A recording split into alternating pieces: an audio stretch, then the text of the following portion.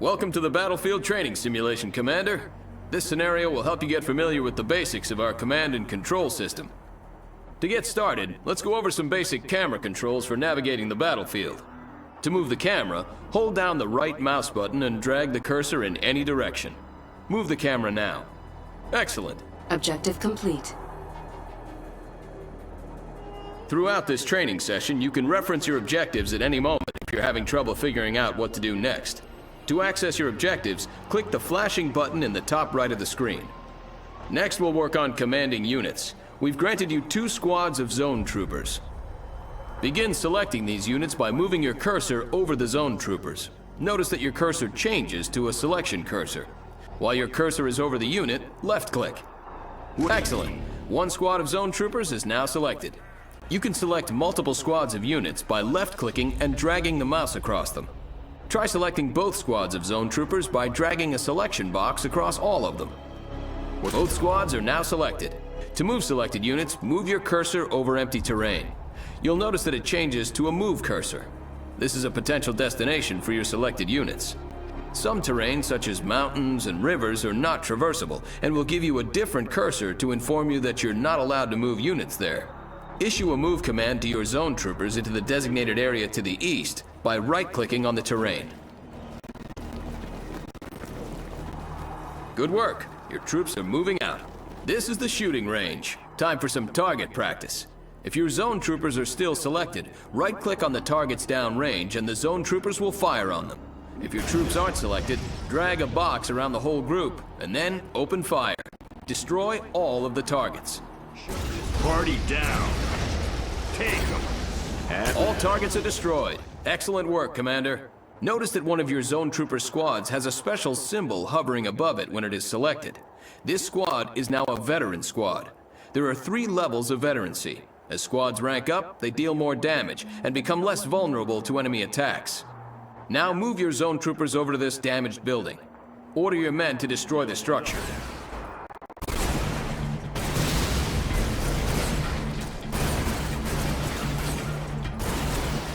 Notice it took your men significantly longer to destroy the structure than the targets at the range. Zone troopers are very effective against infantry and light vehicles, but are not very efficient at destroying structures. In turn, certain tanks and heavy artillery may tear through structures, but may not be the most effective weapons against infantry. You'll need to pick the right unit for the enemy you're facing. Troop composition is an important part of commanding an army. Many units have special abilities. The zone troopers, for example, can use jump jets to boost themselves over obstacles and across rivers. Order your zone troopers to jump jet across this trench by selecting your zone trooper squads and left-clicking on the jump jets icon in the lower part of the unit portrait. You'll find it in the bottom right of your screen. Then left-click on a section of open terrain on the other side of the trench. Good work! Many units have special abilities and upgrades that you can use to great effect on the battlefield. Objective complete. Commander, you've been issued a Mobile Construction Vehicle, or MCV. This vehicle is the foundation for a new base and will allow you to build new structures. In the field, you'll be moving your MCV to a suitable area for base construction. Look for flat terrain. We've designated an area for you in this training simulation. Move your MCV to the designated area to begin base construction. What do you need? Note that this large vehicle is defenseless and moves slowly, but it's heavily armored. You'll need to unpack the MCV before you can build a base. To do so, select your MCV and left-click on its Unpack ability, again found at the lower right attached to the unit portrait. This will convert your MCV into a stationary structure called a construction yard. Good work. By unpacking your MCV, you've established ground control and can now place additional structures in the vicinity of your construction yard. Additional structures will extend your ground control, allowing you to expand your base to cover more ground. Your base will need power to function. Begin the construction of a power plant by left-clicking on the power plant icon in the build menu. Good. Notice how your remaining credits decrease while the power plant is building. Each structure has a cost and build time associated with it. To find out how much a building costs and how long it'll take to build, move your mouse cursor over the building's icon in the build menu. The building is now ready. Note that the power plant button is highlighted, indicating that it's ready to be placed in the world. Left-click the power plant build button and move your cursor onto the terrain. The cursor will switch to a power plant icon and may be placed within the construction yard's build radius. Left-click to place the structure. If the power plant icon turns red, you're either trying to build the power plant outside of your construction yard's ground control radius, or you're trying to build it on impassable terrain. Good. Now your base has power. Notice the power meter on the right side of your screen. Each structure you build needs power to work properly. If your base runs low on power, some buildings will stop working, and others will work inefficiently. Buildings that stop working turn black. Now it's time to build a refinery so you can harvest Tiberium. Tiberium is an extremely valuable resource that can be refined and used to fund your operations. Build a refinery by clicking on the refinery icon. When it's ready, place your refinery in the same way you did your power plant.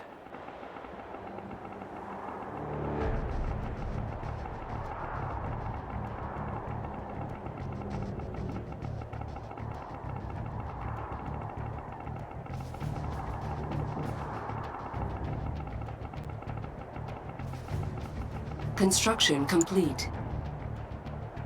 New construction options. Excellent. Note that the harvester unit automatically begins to seek out and collect Tiberium. Once the harvester has reached capacity, it'll return and unload its Tiberium for processing. You'll get credits when this happens. With your economy established now and power available, you can begin to build production structures. A barracks will allow you to train infantry.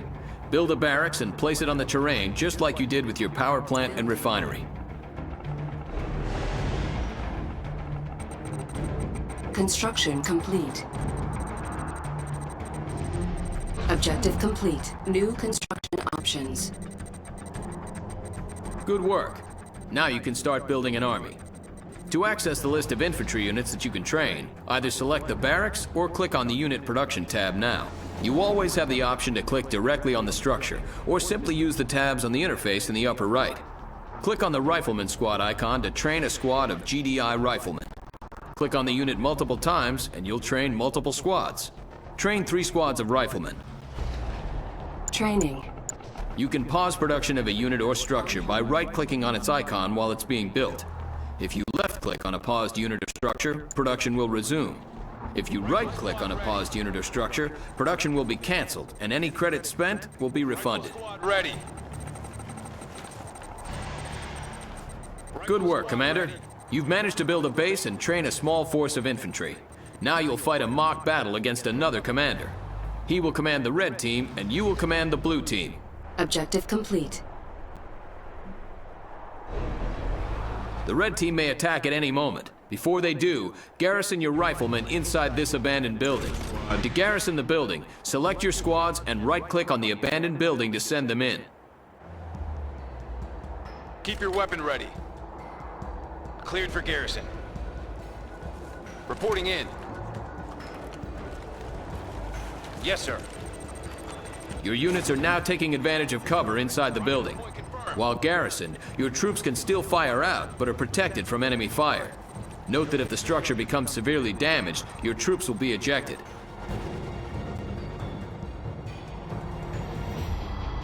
Here comes the red team. Enemy units sighted.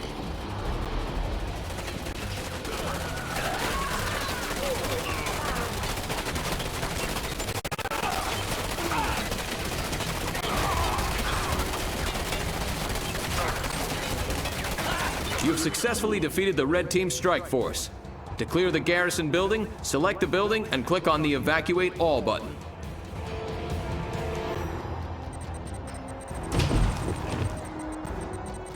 Objective complete.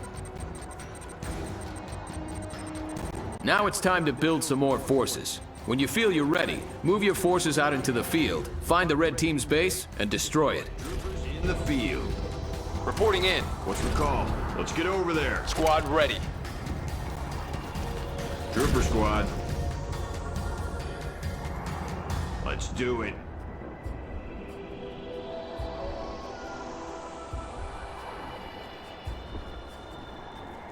Unit under attack. Unit lost.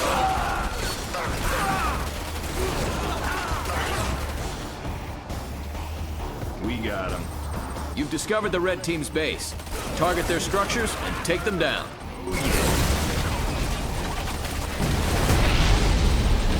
Sit tight.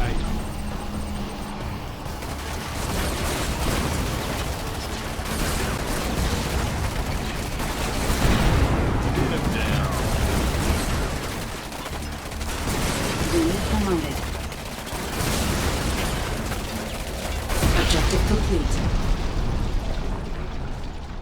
Great job, Commander. You've learned all the basics you'll need to lead GDI forces into battle. You might try starting with the GDI campaign next, as it reinforces and builds upon the lessons you've learned in this training session.